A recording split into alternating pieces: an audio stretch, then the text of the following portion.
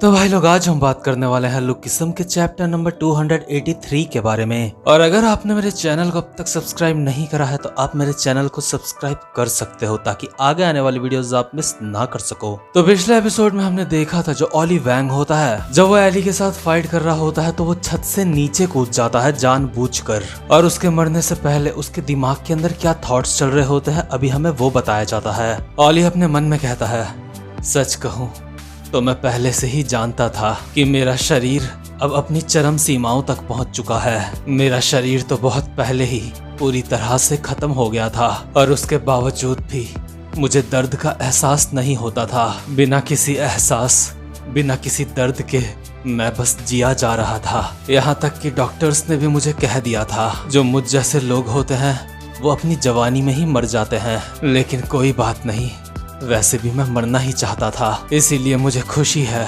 कि मैं खुद अपनी मर्जी से मर रहा हूँ। मैं अपनी गलतियों की वजह से, अपने पछतावे की वजह से मर रहा हूँ। चलो कम से कम मेरी मौत मेरे शरीर की किसी बीमारी से नहीं होगी। लेकिन मुझे इस बात की चिंता भी है कि जिस वजह से मैं मर रहा हूँ उसको लोग एक्सेप्ट नहीं करेंगे।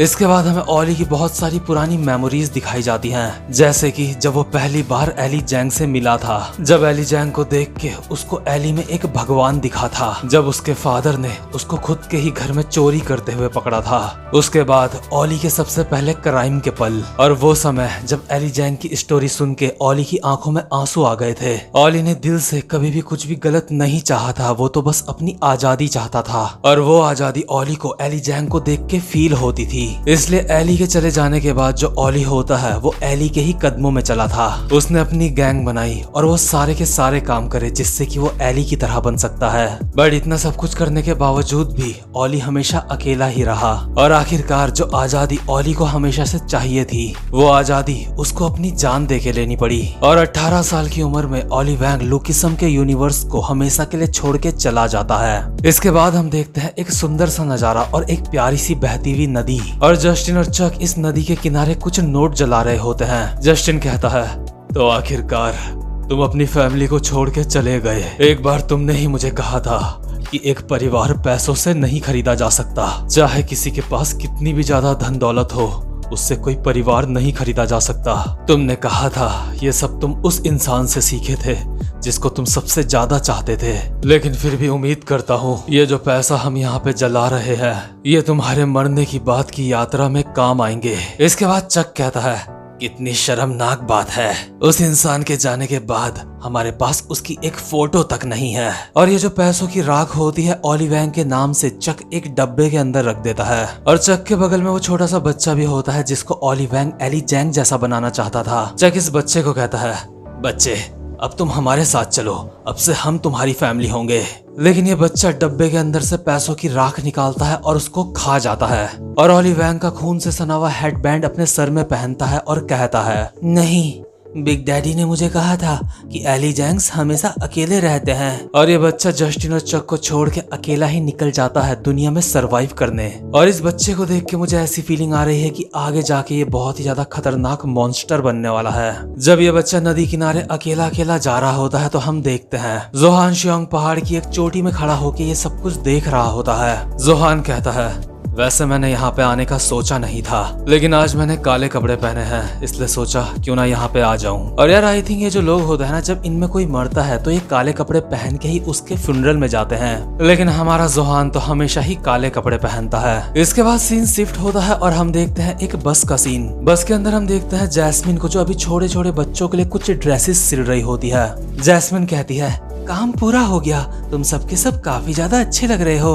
और हम देखते हैं इस बस के अंदर वो सारे के सारे बच्चे होते हैं जिनको ऑली वैंग पाल रहा था, और इन बच्चों ने जो ड्रेस पहनी होती है वो भी बिल्कुल वैसी लग रही होती है जैसी ऑली वैंग पहना करता था। जैस्मिन जेम्स पगले को कहती है जो अभी अपने मुंह के ऊपर बुक रख के सो रहा होता है, हे जेम्स, आखिर तुम क्या सोचते हो, हमारे ये छोटे छोटे प्यारे बच्चे सच में बहुत ज्यादा अच्छे लग रहे हैं, है ना? जेम्स बस अपने मुंह के ऊपर से बुक हटा के जैस्मिन को घूर के देखता है। जैस्मिन कहती है, क्या तुम्हारा मूड अब भी बहुत ज्यादा खराब है। क्या इसकी वजह ओली वैंग है या फिर कुछ और? मैं सोच रही हूँ जो मैंने तुम्हारे लिए नई ड्रेस बनाई है, इसको देख के तुम्हें सच में काफी ज्यादा अच्छा लगेगा। वैसे भी इसको अब पहनने वाला कोई भी नहीं है। और जैस्मिन अभी बिल्कुल वैसी ही एक ड्रेस बना रही होती है जैसा कि हमारा ओली वैंग पहना करता था। अभी ये जो छोटे छोटे बच्चे होते हैं जेम्स पगले के पास आके कहते हैं, हे मिस्टर, आखिर हम कहाँ जा रहे हैं? जेम्स कहता है, तो ठीक है, मैंने अपना दिमाग सेट कर लिया है। और हाँ, मुझे मिस्टर बोलना बंद करो क्योंकि अब से मैं हूँ तुम्हारा बिग डैडी। और जैस्मिन जो ड्रेस बना रही होती है जेम्स पगला उससे वो ले लेता है। मतलब कि ये पगला भी अपनी एक नई कहानी शुरू करेगा अब। इसके बाद सीन शिफ्ट होता है और हम देखते हैं जापान के टोक्यो का सीन। और इस वक्त यहाँ पे होता है हमारा गन जो गॉड बुद्धा के स्टैचू के आगे प्रेयर कर रहा होता है। लेकिन ये जो मंदिर सी जगह होती है यहाँ पे जो कुछ लोग होते हैं आपस में बोल रहे होते हैं, तो अभी वो यहीं पे है, क्या उन्होंने अपना फैसला बदल दिया होगा? दूसरा बंदा कहता है, नहीं, उन्होंने कहा है कि वो किसी के मरने पर यहाँ पे बस शोक मनाने के लिए आ रखे हैं। और गन अभी हाथ जोड़ के लॉर्ड बुद्धा को बोल रहा होता है, आखिर उस बेवकूफ की हिम्मत कैसे हुई बिना मेरी इजाजत के मरने की? और जैसे ही गन इस टेम्पल से बाहर आता है, दो बंदे गन के मुंह की सिगरेट जलाते हुए कहते हैं, बहुत समय बाद दिख रहे हो व्हाइट घोस्ट। और अभी गन के आगे 15-20 बंदे अपना सर झुकाए बैठे हुए होते हैं। तो अभी जो हमारा व्हाइट घोस्ट होता है फूलों को देखते देखते सिगरेट पीते पीते अपने मन में सोच रहा होता है, अलविदा ओली वैंग, इस दुनिया में बस नतीजे ही मायने रखते हैं। इसके बाद सीन शिफ्ट होता है और हम देखते हैं जुवेलिन प्रिजन का सीन, जहाँ पे जेरी अभी जेक किम के सामने सर झुकाए बैठा होता है। जेरी कहता है, मैं ओली वैंग को अलविदा कह के वापस से आपके पास आ गया सर। जेक कहता है, क्या तुमने क्या करा? अच्छा, मुझे समझ आ गया, तुमने अभी काले कपड़े पहने हैं, इसका मतलब तुम भी वहां गए थे। जेरी कहता है, बॉस, क्या आप भी अपनी तरफ से ओली वैंग को फूल भेजना चाहते हो? जेक कहता है, नहीं, रहने दो।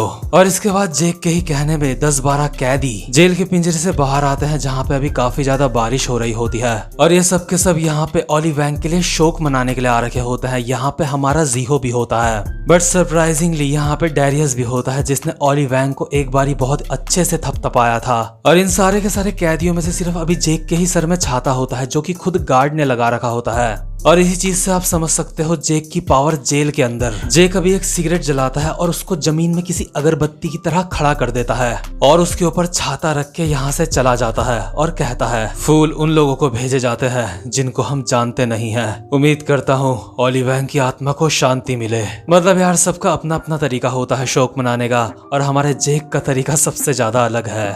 इसके बाद सीन शिफ्ट होता है और हम देखते हैं एक बार का सीन, और यहाँ पे बैठा हुआ होता है जिन जैंग। जिन जैंग के पीछे से अभी एक बंदा आता है और जिन जैंग कहता है, सर, आप यहाँ पे काफी जल्दी आ गए, लेकिन मुझे खुशी है कि आप यहाँ पे आए। ये बंदा कहता है, अगर तुझे गंगनम में रहना है तो तुझे बहुत ही निचले स्तर से शुरुआत करनी पड़ेगी। क्या तू ये कर पाएगा? क्या तुझे इसमें कोई दिक्कत तो नहीं होगी? और यार, ये जो बंदा होता है ना, भले ही हमें इसकी शक्ल नहीं दिखाई जाती, लेकिन ये होता है वर्कर गैंग का लीडर। जिन जैंग कहता है, सर, मैं हमेशा ही निचले स्तर से शुरुआत करके सरवाइव कर रहा हूँ। हॉस्टल गैंग का लीडर एक दारू का पैक जिन जैंग की तरफ खिसकाता है और कहता है, मैंने उम्मीद नहीं करी थी कि ओली वैंग इस तरह से चला जाएगा। तो पूरी बात यह है कि सिर्फ 6 बंदे हॉस्टल गैंग की ऐसी की तैसी करके चले गए।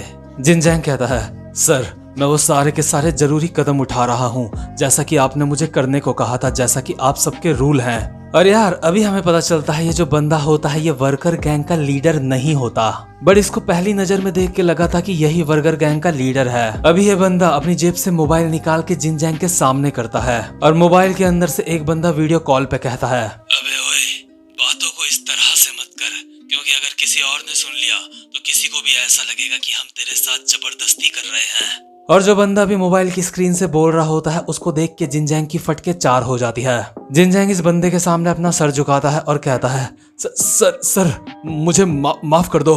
मोबाइल वाला बंदा कहता है, तो अब वक्त है गंगनम की स्टोरी को शुरू करने का। इसके साथ ही मैं तुम्हें एक तोहफा भी दूंगा। इसके बाद सीन शिफ्ट होता है और हम देखते हैं एक सुंदर से जंगल का सीन, जो असल में एक कब्रिस्तान होता है, और यहीं पे होती है हैदर किम की कब्र। अभी हैदर के जितने भी खास दोस्त होते हैं वो सारे के सारे काले कपड़े पहन के यहाँ पे मौजूद होते हैं। शैली कहती है, हे हैदर, हम यहाँ पे आ गए, ओली वैंग भी अब हमें छोड़ के जा चुका है। आखिर तुम कैसी हो हैदर? तुम्हें क्या लगता है कि आखिर हमसे कहाँ पे गलती हो गई थी? मुझे माफ कर दो, मुझे मुझे माफ कर दो, मुझे हर चीज के लिए माफ कर दो हैदर। अब सब कुछ खत्म हो चुका है।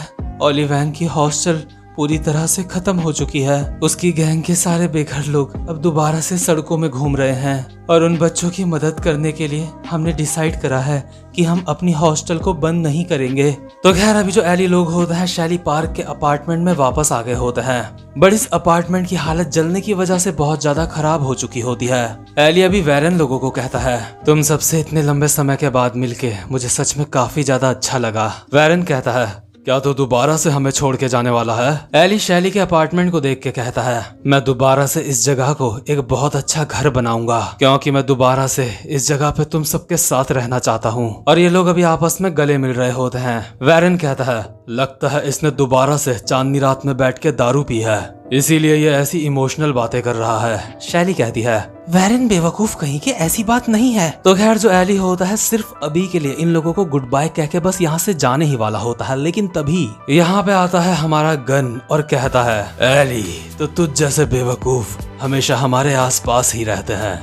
मुझे लगता है वो बिल्कुल सही कह रहा था। आखिर भला ये किसने सोचा था कि तू इतना ज्यादा बदल जाएगा। और अभी गन के हाथ में होती है एली की बेटी यैना, जो अभी आराम से सो रही होती है। गन कहता है, पूरे 3 साल बीत चुके हैं एली जैंग, तुझे क्या लगता है तू हॉस्टल गैंग को इस तरह से तबाह करके मेरी नजरों से बच जाएगा? एली कहता है, साले मादर, मेरी बेटी से अपने हाथ दूर कर।